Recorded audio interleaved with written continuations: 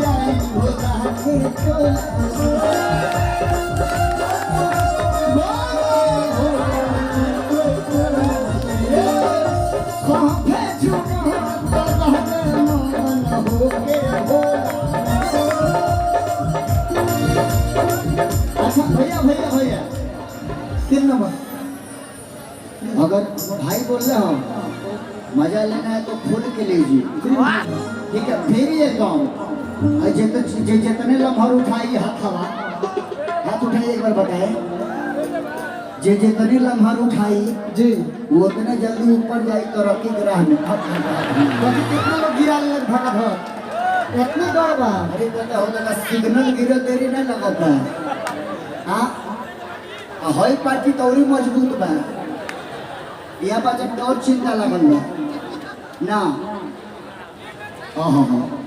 हमार भाई लोग तनी पर हाथ उठाई अपने हालत के अपने देश वाला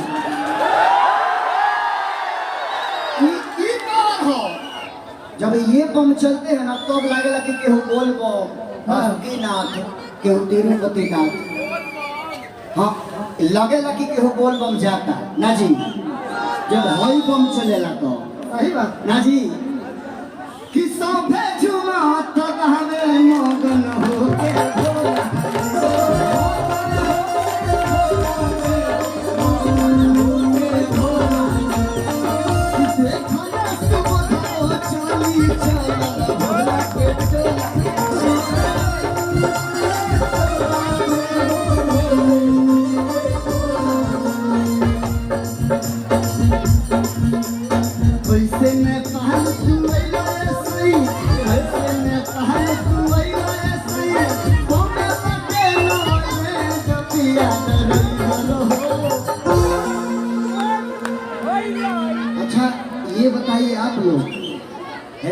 बहिना लोग ए बहिना